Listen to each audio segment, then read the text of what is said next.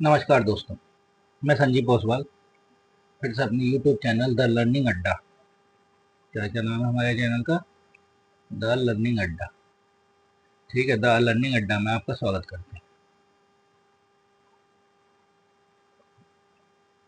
Learning अड्डा, मैंने आप लोगों को बताया था कि ये अड्डा हमारा इसलिए बनाया गया है जिससे हम लोग जो है जिससे सीखने सिखाने की प्रक्रिया से जुड़े रहें।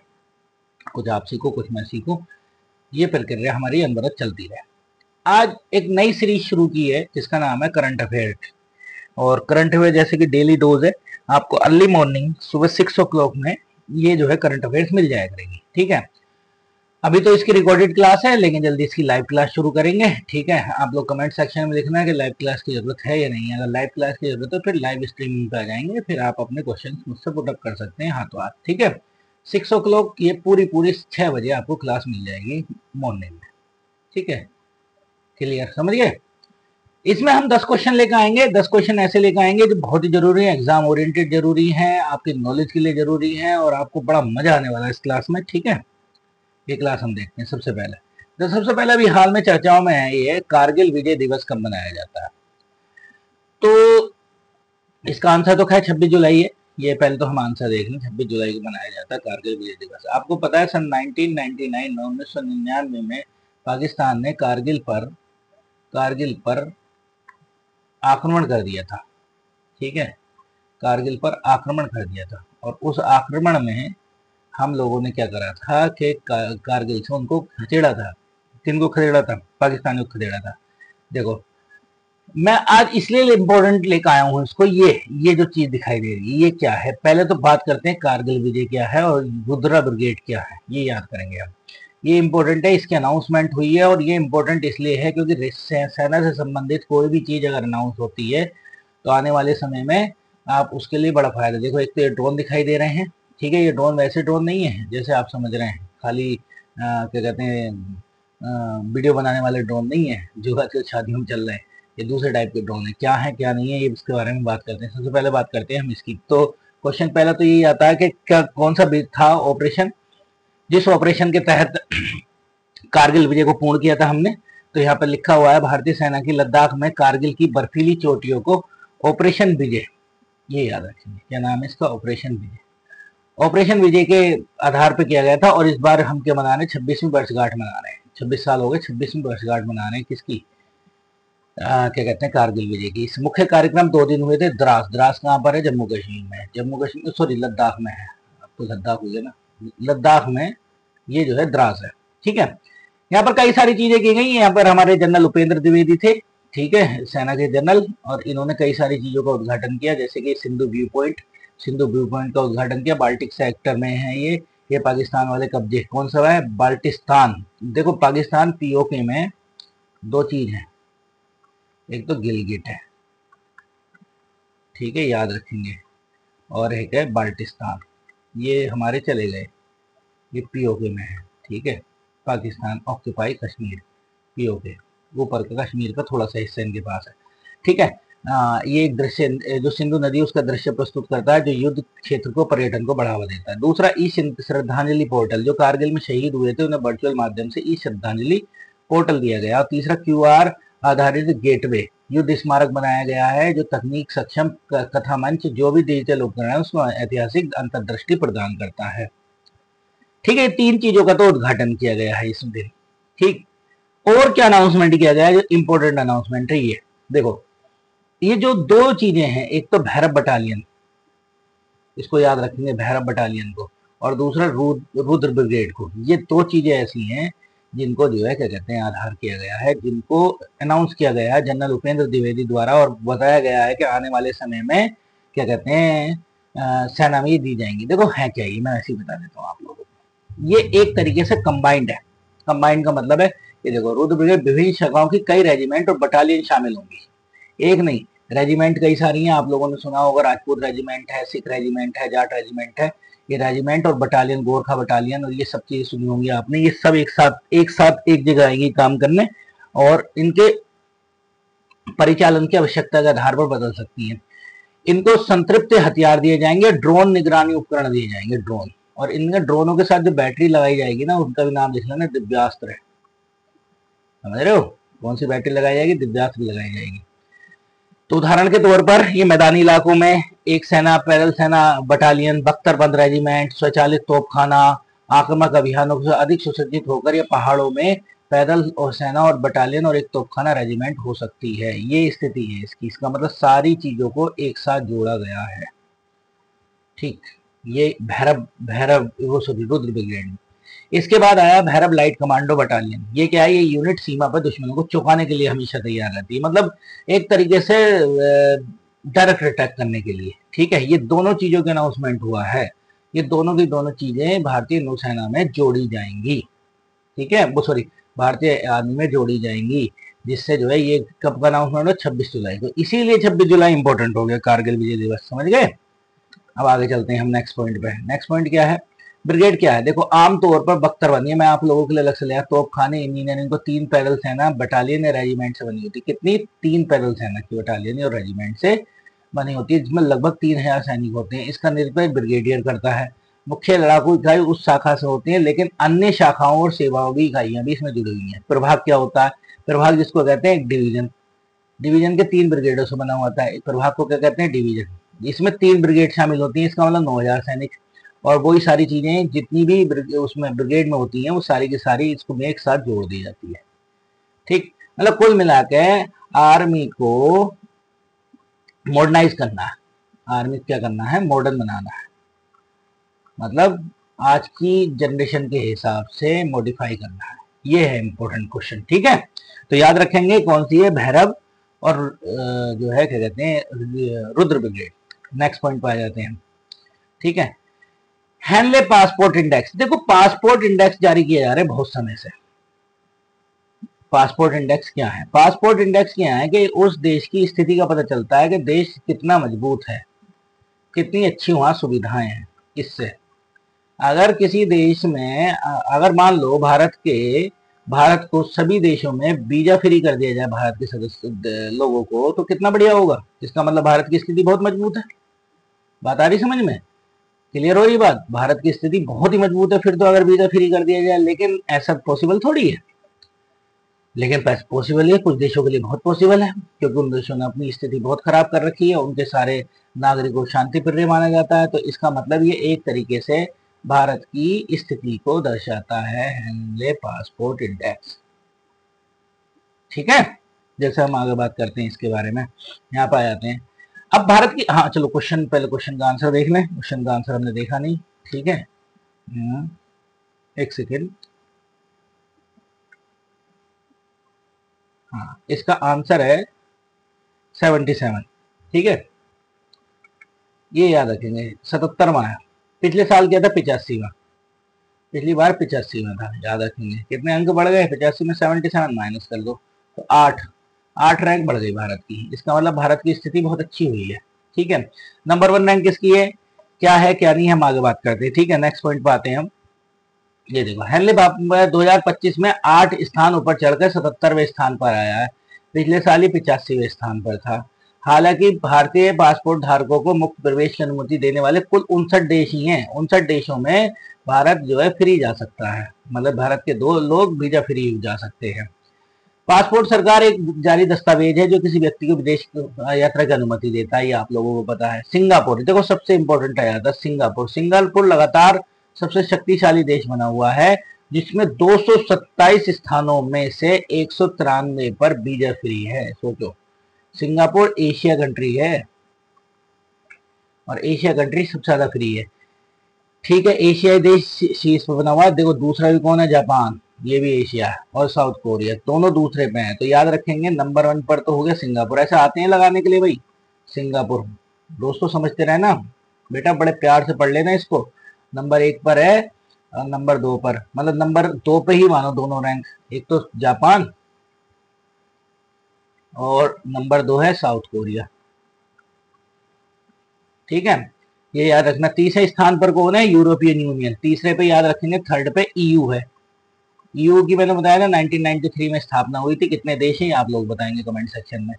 ठीक, तीसरे स्थान पर है डेनमार्क, फिनलैंड, जर्मनी, और ये सारे देश हैं। डेनमार्क हो गया, फिनलैंड हो गया, फ्रांस हो गया, जर्मनी हो गया, आयरलैंड हो गया, इटली हो गया, स्पेन हो गया।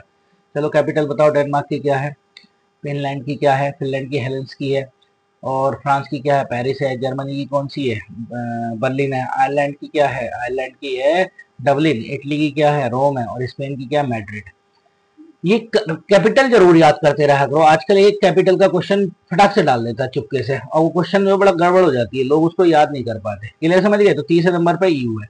अमेरिका, ब्रिटेन जैसे पारंपरिक रूप से शक्तिशाली पासपोर्ट वाले देशों में गिरावट देखी गई है। क्लियर समझ लेना, क्वेश्चन आ सकता है किसमें गिरावट देखी गई है। अमेरिका पिछले साल 9वें स्थान से खिसक कर कहां पहुंच गया, 10वें स्थान पर पहुंच गया है। वहीं ब्रिटेन 5वें स्थान से खिसक कर कहां पहुंच गया, 6ठे स्थान पर पहुंच गया। ठीक है। हेनले पासपोर्ट इंडेक्स क्या है? हेनले पासपोर्ट इंडेक्स वैश्विक पासपोर्टों के लिए लोकप्रिय रैंकिंग है, जिसके जो पासपोर्ट धारकों द्वारा बिना पूर्व वीजा के गंतव्यों पर यात्रा की जा सकती है। इसी आधार पर पासपोर्ट की मजबूती को मापता है। ये इंडेक्स अंतरराष्ट्रीय वायु संघ IATA द्वारा उपलब्ध किया जा सकता है। इसको क्लियर समझ लेंगे, इंटरनेशनल एयर ट्रांसपोर्ट के द्वारा किया जाता है। ठीक है, बात आ रही है समझ में? ठीक, देखो ये इंग्लिश में भी लिखा हुआ है, जिसको दोनों लैंग्वेज में हमने ये दिया है, बाइलिंगुअल है हमारा। ठीक है, सेशन ही बाइलिंगुअल है। चलो आगे बात करते हैं हम नेक्स्ट क्वेश्चन पे। देखो ये बाइलिंगुअल है। ठीक है, अब मैं एक बार हिंदी पढ़ूँ एक बार इंग्लिश पढ़ूँ तो पॉसिबल नहीं है, लेकिन मैंने आप लोगों को दे दिया, आप इसको जो है दोनों तरफ से देख सकते हैं। ये स्वामी विवेकानंद युवा सशक्तिकरण योजना, इस तरीके की योजनाएं बहुत पूछी जाती हैं आजकल, क्वेश्चन इस तरीके से आते हैं। ये चर्चाओं में क्यों आई है? ये पहले तो उत्तर प्रदेश की याद रखेंगे, ये आज की नहीं है, काफी पुरानी है, लेकिन चर्चाओं में क्यों है? ठीक है, चर्चाओं में क्यों है, देखो ये आ जाती है। पहली बात तो ये 2021 से शुरू हुई है। इसमें क्या है कि जो भी मेधावी छात्र हैं, कौन मेधावी छात्र हैं, कहां पर, ग्रेजुएशन में, जो भी मेधावी छात्र हैं उनको पहले क्या बांटा जाता था, टैबलेट पर स्मार्टफोन बांटा जाता था। लेकिन सरकार अब उससे ऊपर चली गई, अब नई उन्होंने अनाउंसमेंट किया है यूपी गवर्नमेंट ने, अब जो है क्या बांटा जाएगा, टैबलेट बांटा जाएगा। और ये बस याद रखना कि अब स्मार्टफोन की जगह टैबलेट हो गया। 12,456 रुपए का है ये। अभी क्या कैबिनेट मीटिंग हुई थी, उस कैबिनेट मीटिंग में निर्णय लिया गया कि अब हम टैबलेट बांटेंगे, हम स्मार्टफोन नहीं देंगे। कहाँ दिया जाएगा, स्नातकोत्तर मतलब PG, ग्रेजुएट और अन्य तकनीकी कोर्स करने वालों की मेधावी छात्रों को ये दिए जाएंगे। लक्ष्य कितना, 1 करोड़ टैबलेट का लक्ष्य है। तो ये भी क्वेश्चन आ सकता है, लक्ष्य कितने का है, 1 करोड़। 1 करोड़ बांटने देखो ये इंग्लिश में लिख दिया है मैंने, बिल्कुल सेम लाइनें हैं, आप इसको याद कर सकते हैं। पहली बात ये जरूर याद रखें, 2021 में हुई है। अब फर्क कितना हुआ है दोनों में, अंतर ये आ गया कि स्मार्टफोन की जगह टैबलेट दिया जाएगा। ठीक है, नेक्स्ट सेशन पे चलते, नेक्स्ट क्लास में। ये बहुत इंपॉर्टेंट है, PM धन धान्य कृषि योजना, ये बहुत इंपॉर्टेंट है, समझ लो। किसानों से रिलेटेड तो इस समय सरकार जो योजना बना रही है वो समझ लीजिए बहुत इंपॉर्टेंट है। कितने जिले लाभान्वित होंगे, 100 जिले लाभान्वित होंगे। पहले तो याद रखेंगे 100 कौन से जिले लाभान्वित होंगे, जो उत्पादकता कम है, प्रोडक्टिविटी बहुत कम है, लेस है। ठीक है, अब हम इसके बारे में अगर बात करें चर्चाओं में क्यों है, देखो मैं अब आप लोगों को पूरी बात समझा देता हूं इसके बारे में। केंद्रीय मंत्रिमंडल मतलब प्रधानमंत्री का केंद्रीय मंत्रिमंडल ने ये इसका याद रखना, PMDDKY प्रधानमंत्री धन धान्य कृषि योजना की मंजूरी दी है, जो कृषि में बदलाव लाने के उद्देश्य से प्रमुख पहल है। मूल रूप से केंद्रीय बजट 2025-26 का था, उसमें घोषित की गई थी ये योजना। ठीक, कितने वर्षों तक चलेगी, याद दिए गए 6 वर्षों तक। क्लियर समझ लो, 6 साल चलेगी ये योजना। ये छोटे छोटे की पॉइंट हैं, ये क्वेश्चन पूछ लेता कितने हजार करोड़ की, 24,000 करोड़ की योजना है ये। नीति आयोग से आकांक्षी कार्यक्रम से प्रेरित है ये। ठीक है, आकांक्षी कार्यक्रम, जिला के कार्यक्रम क्या था मैं बता देता हूँ। कुछ ऐसे जिले जो अति पिछड़ गए थे पूरे भारत में, कितने गए थे, अति पिछड़ गए थे, तो उन जिलों को आकांक्षी जिलों में रखा गया, आकांक्षी जिलों में रखा गया। ठीक है, याद रखेंगे ये बात। तो ये उससे संबंधित है, उसमें कम उत्पादकता, कम प्रदर्शन करने वाले 100 जिलों को शामिल किया गया। अभी स्टार्टिंग में कितने जिलों को शामिल किया गया, 100 को, जिससे कृषि प्रोडक्टिविटी बढ़ जाए। क्या है PM धन धान्य कृषि योजना? ठीक, एक व्यापक कृषि योजना है जिसमें उत्पादकता बढ़ाने, टिकाऊ प्रबंधन, आजीविका सुधार करने, क्योंकि देखो किसानों की आय का दुगना करने का लक्ष्य रखा भारत सरकार ने। ठीक है, तो ये जरूरी है कि किसानों की आय दोगुनी हो सके, इस कारण से इन योजनाओं को बढ़ावा दे दिया जाए। 11 केंद्रीय मंत्रिमंडल ने 36 योजनाओं को मिलाकर एकीकृत योजना बनाई है। 11 मंत्रिमंडलों ने, समझ लो। ठीक, क्या क्या उत्पादकता है? कम उत्पादकता वाले जिले, फसल की तीव्रता वाले जिले, ठीक, कम कम ऋण वितरण वाले क्षेत्र, ठीक है, राज्यों में प्रतिनिधित्व वाले क्षेत्र, इन 4 चीजों को रखा गया है, जिसमें से एक न्यूनतम जिले का चयन किया गया है इन चारों में से। ठीक है, ऐसा जिले का चयन किया गया है जिनमें ये सारी चीजें आ रही हों। ठीक है, तो ये क्लियर समझ लीजिए ये क्यों आई चर्चाओं में, और ये याद रख लेना 24,000 करोड़ की, और क्या साल के लिए? 6 साल के लिए। इंपॉर्टेंट याद रखेंगे, 6 साल के लिए योजना है। ठीक, ये मैंने इंग्लिश में लिख दिया आप लोगों को, इसको पढ़ लेंगे आप। ठीक है, जिन जिन इंग्लिश में पढ़ना है, बिल्कुल बिल्कुल एक्यूरेट लिखा हुआ है। देखो ये रही, आ गया यहाँ पर। ठीक है, ये लिखा है ना, ये रही, देखो 100 जिले हैं, 24,000 करोड़ की एक लाइन में लिख दी गई है ये जिला। हेल्पिंग नियर इतने लोगों को, इतने करोड़, 1.7 करोड़ को बेनिफिट पहुंचेगा फार्मर को इस स्कीम से। ये टारगेट है 1.7 करोड़ का, 1.7 करोड़ का। ठीक है, नेक्स्ट पॉइंट, यूपी में अपनी पहली एआई यूनिवर्सिटी किस जिले में लगाई जा रही है? एआई यूनिवर्सिटी तो याद रखेंगे उन्नाव में लगाई जा रही है। कौन लगा रहा है? चंडीगढ़ लगा रहा है क्या ये? है, याद रख लेना, यूपी में। यूपी की मान लो मेरे हिसाब से भारत की भी सबसे बड़ी, सबसे पहली है। ठीक है, ये देखो ये रहा, अभी योगी आदित्यनाथ ने इसका उद्घाटन किया है। उत्तर प्रदेश में भारत का पहला निजी, भारत का, पूरे भारत का, ये भी याद रखना, पूरे भारत का निजी एआई, निजी का मतलब है प्राइवेट, एआई यूनिवर्सिटी बन रही है। कौन सी यूनिवर्सिटी? एआई यूनिवर्सिटी बन रही है, 1.5 लाख लोगों को प्रशिक्षण दिया जाएगा। एआई एआई प्रज्ञा योजना, ये याद रखना, प्रज्ञा माने होता है बुद्धि। क्या होता है भाई? प्रज्ञा माने होती है बुद्धि।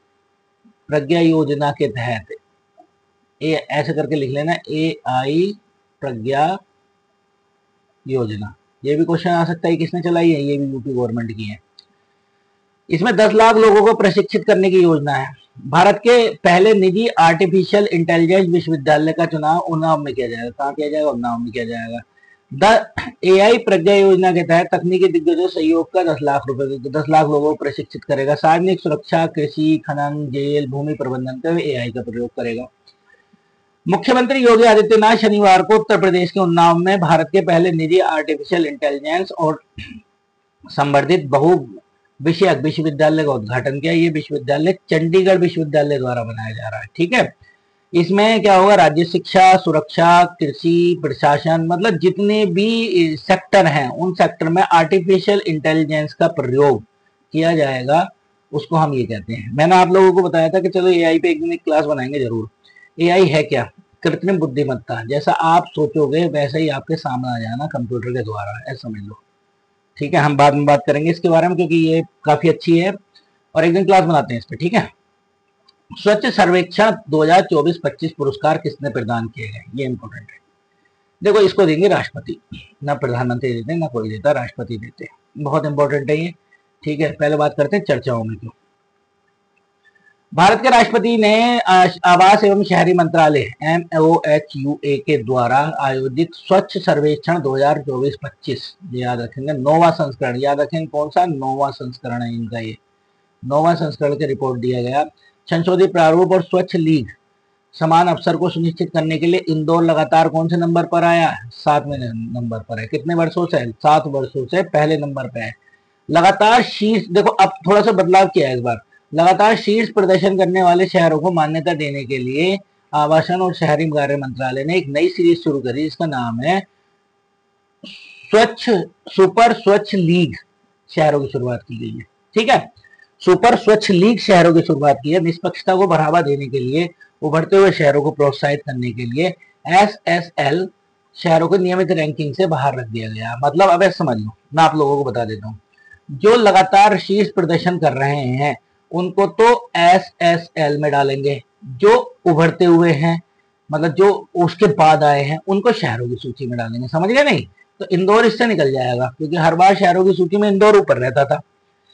इस बार जनसंख्या के आधार पर वर्गीकरण किया गया पहली बार। ठीक है, शहरों का वर्गीकरण किया गया, जैसे बहुत छोटे शहर 20,000 से कम, छोटे शहर 20,000 से 50,000, मध्यम शहर 50,000 से 3 लाख, बड़े शहर 3 लाख से 10 लाख वाली आबादी है, 10 लाख से ऊपर वाले और अधिक बड़े शहर। ठीक है, समझिए इस तरीके से किया गया। याद रखना कि इस बार जो है जैसे इंदौर है, इंदौर को शहरों की सीरीज से निकालकर SSL सीरीज में रख दिया है। ठीक है, नेक्स्ट पॉइंट पे चलते हैं हम। इसमें मैंने और बहुत सारी चीजें बताई कैसे कैसे हैं ये, देखो ये याद रखेंगे। देखो सुपर स्वच्छ लीग SSL वाले सिटी, वो वाले सिटी जो लगातार प्रदर्शन अच्छा कर रहे हैं, तो मोर देन 10 लाख पे इंदौर, सूरत, दो दो याद कर लो बस सब लोग, सूरत और इंदौर 10 लाख से। 3 से 10 लाख के बीच में नोएडा, देखो ये उत्तर प्रदेश का आ गया, जरूर याद कर लेना। ठीक, तो 50 लाख से 50,000 से 3 लाख तो न्यू दिल्ली म्यूनसिपल कॉरपोरेशन। ठीक है, और तिरुपति। ठीक है, ये दो याद कर लेना। 20,000 से 5,000, 50,000 मत करो, कोई दिक्कत नहीं है, ये भी मत करो। ठीक है, कुल मिला के ये दोनों जरूर याद कर लो। नोएडा इसलिए कर लेना क्योंकि उत्तर प्रदेश के एग्जाम आते रहते हैं, यूपी में बहुत इंपॉर्टेंट होता है, तो नोएडा 3 लाख से क्वेश्चन आ सकता है कि नोएडा नंबर 1 रहा है, लेकिन कंफ्यूज मत होना, SSL में हुआ है या हुआ भी SSL में है, स्वच्छ शहर में नहीं हुआ है।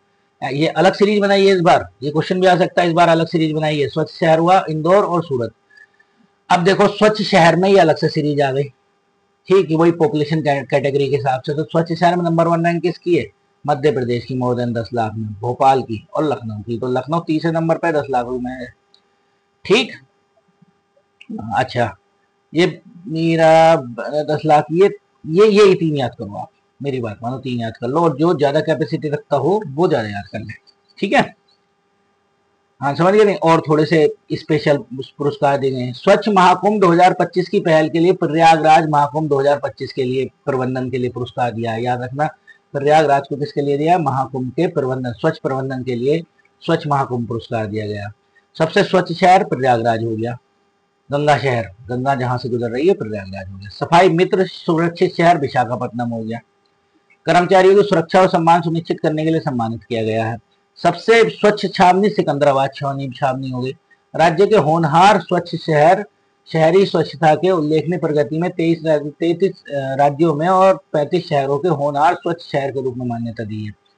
ठीक है, ये कोई इंपॉर्टेंट नहीं है, ये दोनों को मत याद करना, लेकिन बहरहाल जो मैंने ये बताया ऊपर वाले याद कर लेना, एक तो ये वाले याद कर लेना प्रयागराज, एक ही याद कर लेना, और जो मैंने इससे पहले बताया ना ये जरूर याद कर लेना, वही ये वाला, ये लखनऊ भी याद कर लेना और नोएडा जरूर याद कर लेना। ठीक है, ये SSL जरूर पढ़ लेना, SSL इस बार अलग से ली गई है, समझ रहे दोस्तों अच्छे से? यही बातें मैंने आपको उसमें भी दे दी गई इंग्लिश में। ठीक है, नेक्स्ट बात करते हैं। किस योजना के तहत हेल्पलाइन वर्करों के लिए हेल्पलाइन नंबर जारी किया गया? हेल्पलाइन नंबर जारी किया गया, तो ये नमस्ते योजना है। ठीक, अभी पहले तो नमस्ते के बारे में बात करेंगे, पहले हम बात करते हैं PM विश्वकर्मा योजना। ये किनके लिए है? ये जो हमारे कारीगर हैं उनके लिए है। PM पोषण योजना, मिड डे मील का नाम, मिड डे मील का नाम था। कब से शुरू हुई थी? 1995 से शुरू हुई थी, लेकिन पका पकाया भोजन तब से मिलना शुरू हुआ, 2004 से मिला, और इसका नाम PM पोषण योजना रख दिया गया।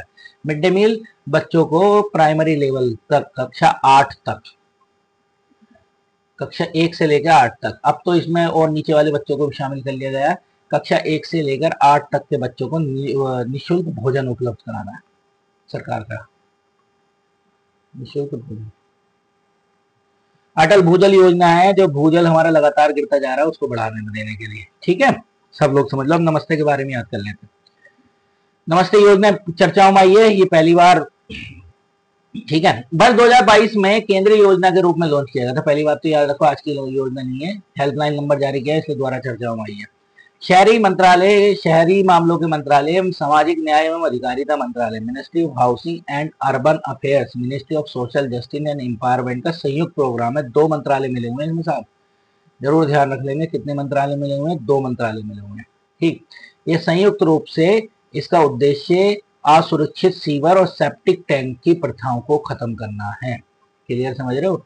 जो सेप्टिक टैंक है, ये जो पहले क्या था कि गंदगी को सिर पे ढोना, ऐसे समझ लो, जो गंदगी को सिर पे ढोना था, असुरक्षित सीवर, उन सब की प्रथाओं को खत्म कर देना है, ये इस योजना का उद्देश्य है। ठीक है, नमस्ते योजना का। नेक्स्ट पॉइंट पर आते हैं। हाल में किस मिसाइल का परीक्षण किया गया? देखो, ये मिसाइलें ऐसा नहीं है कि आज ही परीक्षण किया गया, पहले से ही परीक्षण हो चुकी हैं, लेकिन समस्या क्या है कि ये मिसाइलों के साथ हम लोग ये सोचते हैं कि इन मिसाइल का नया परीक्षण किया गया है, लेकिन परीक्षण ये नया नहीं होता, परीक्षण पुराना ही है, लेकिन क्या होता है इसके अलग अलग वर्जन में टेस्ट करते हैं। ठीक है, फिलहाल तो अग्निवन है इसका आंसर। अग्निवन का बन तो 2003 में गई है भाई, कितने किलोमीटर है? 750 से लेकर 1000 किलोमीटर है। चलो अब और बता देते हैं। और अग्नि टू, टू कितनी है? 2000, ऐसे करके याद कर लेंगे। अग्नि थ्री 3000, अग्नि चार 4000, अग्नि पाँच 5000 प्लस है। ये आईसीबीएम है। मैंने पहले भी बताया, एक मेरी अग्नि प्राइम करके वीडियो पड़ी हुई है, आप लोग देख सकते हैं। बहुत अच्छे से उसमें समझाया कि अग्नि प्राइम का कैसे इन्होंने किया है परीक्षण अभी।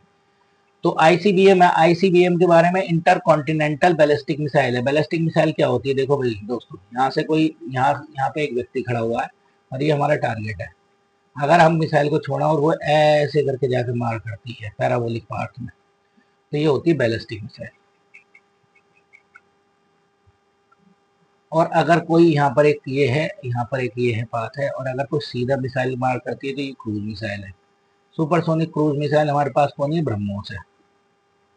ये वो मिसाइल हैं जिन्होंने हमारे लिए बहुत सहयोग किया ऑपरेशन सिंदूर में। ठीक, तो ऐसे समझ लो। आकाश मिसाइल क्या है? आकाश हवा से हवा मार करने वाली है। त्रिशूल क्या है? हवा से, हाँ, सतह से हवा पर मार करने वाली है। सरफेस टू सरफेस है, S2S है ये। नाग क्या? एंटी टैंक मिसाइल है। दागो और भूल जाओ इसे कहते हैं, कि टैंक के पीछे छोड़ दो और अपने आप ही अपना काम करके आती है। चलिए, क्या टेस्ट हुआ इसके बारे में हम बात करते हैं। ये रहा, अभी टेस्ट हुआ। देखो, मिसाइलों के टेस्ट। उड़ीसा के चांदीपुर स्थित मिसाइल परीक्षण केंद्र में दो छोटी बैलिस्टिक मिसाइल पृथ्वी 2 और अग्नि 1 का, दोनों का लगातार परीक्षण हुआ। क्या परीक्षण हुआ है इसका? ऐसा समझो, रेल और सड़क दोनों से परीक्षण किया है भाई। रेल और सड़क से दोनों से परीक्षण किया है। परीक्षण की पुष्टि करते हुए उन्होंने सभी मिशनों का उद्देश्य को पूरा किया है। परीक्षण सभी परिचालन तकनीक मानकों की पुष्टि कर चुके हैं। ये परीक्षण सामरिक बल के कमान के तत्वाधान में किया गया है। अच्छा, ये चीज याद रख लेना, ये मैं अभी पहले इसको पढ़ा देते। पृथ्वी 2 जो है 350 किलोमीटर तक का पेलोड ले जा सकती है। पेलोड का मतलब है वारहेड। वारहेड का मतलब होता है युद्धक सामग्री। ठीक, ठीक है, पृथ्वी 2। अच्छा, ये अग्नि के बारे में लिखना है, या अग्नि लिख देंगे। अग्नि 500 किलोग्राम तक का ले जा सकती है। ठीक है, अब हम आगे बात करते हैं अग्नि का। अच्छा, चलो और आगे बात करेंगे। अभी पहले इसके बारे में बात कर ले। हाँ ठीक है, ये हो गया, ये हो गया, ये हो गया, ये हो गया। तो इसका जो है रेल और सड़क का टेस्ट किया गया। याद रखना, उड़ीसा के चांदीपुर में एक ITR है। ITR का मतलब इनकम टैक्स रिटर्न नहीं है दोस्तों, इंटीग्रेटेड मिसाइल टेस्टिंग रेंज है। ठीक है, इंटीग्रेटेड टेस्टिंग रेंज है, जिसका नाम पहले क्या था? ITR ही नाम था, और अब इसका नाम हो गया अब्दुल कलाम। अब्दुल कलाम रेंज याद रखेंगे। और कहाँ पर है? चांदीपुर में है। कहाँ पर? बालासोर में। उड़ीसा के चांदीपुर में, बालासोर में। ठीक है, जैसे अगर हम बात करें इसके बारे में, यहीं पर हम बात कर लेते हैं। मिसाइल डेवलपमेंट प्रोग्राम, ठीक है, MGDP, missile guided development programme कब शुरू हुआ था? 1983 में शुरू हुआ था। किसने शुरू किया था? अब्दुल कलाम ने। मिसाइल मैन कहे जाते हैं। अग्नि में बहुत बड़ा सहयोग है इनका। अच्छा, अगर मैं इसको MGDP यहाँ लिख देता हूँ। चलो, कितनी मिसाइल बनी थी? 5 मिसाइल। इस प्रोग्राम में कितनी मिसाइल बनी थी? 5 मिसाइल। इनका कोड याद रख लेना, PATMA, पटना। पृथ्वी, तो याद रखना, सबसे पहली मिसाइल पृथ्वी में बनी थी। अग्नि, त्रिशूल, नाग और आकाश, ये मिसाइलों का किया गया है। ठीक है, क्लियर हो गई बात? तो इस तरीके से मिसाइल डेवलपमेंट प्रोग्राम चला भारत में। लाड़की बहन योजना किस राज्य की है? ये देखो, महाराष्ट्र सरकार की है। अच्छा, इससे भी ये पहले एक योजना थी जिसकी वजह से बहुत फायदा पहुंचा था शिवराज सिंह चौहान को, लाडली बहना योजना। उसी की तर्ज पर बनाई गई है, MP में। ये लाड़की बहन योजना क्या है? महाराष्ट्र की लाड़की बहन योजना का 21 से 65 तक की उम्र की गरीब महिलाओं को 1500 रुपए महीना देने ये था, ताकि उनकी पोषण और रोजमर्रा की जरूरतें पूरी हो सके। ये चर्चाओं में क्यों आई? असल में क्या हुआ कि इसका लाभ पुरुषों ने ले लिया। इतना बड़ा घोटाला हो गया। मतलब महिलाओं के लिए जो योजना बनाई थी उसमें 1500 रुपए पुरुषों ने ले लिए, तो ये बड़ा घोटाला हुआ है। ठीक है, तो इसलिए इंपॉर्टेंट है, क्योंकि जो चर्चाओं में जाती है वो लाडली बहना किसकी है? मध्य प्रदेश की है। और लाड़की बहन योजना किसकी है? महाराष्ट्र की, और ये किस में है, मराठी भाषा में है, इसलिए इस तरीके से। विश्व हेपेटाइटिस दिवस कब मनाया जाता है, ये इंपॉर्टेंट है, 28 जुलाई को मनाया जाता है, इसको याद कर लेंगे। क्या खराब होता है इससे, लीवर खराब होता है, जानलेवा बीमारी भी है, ठीक है, इसकी सुरक्षा के बहुत सारे काम चल रहे हैं। क्यों होता है, दूषित पानी और दूषित भोजन से, वह दूषित भोजन। चलो भाई, हम लोग हमेशा रोज रोज 10 क्वेश्चन लेकर आया करेंगे और आप लोगों को इस तरीके से पढ़ाया करेंगे, इंटरटेन किया करेंगे, ठीक है। तो इसलिए अब तो इस हमारे सेशन खत्म करने का समय हो रहा है। Thank you.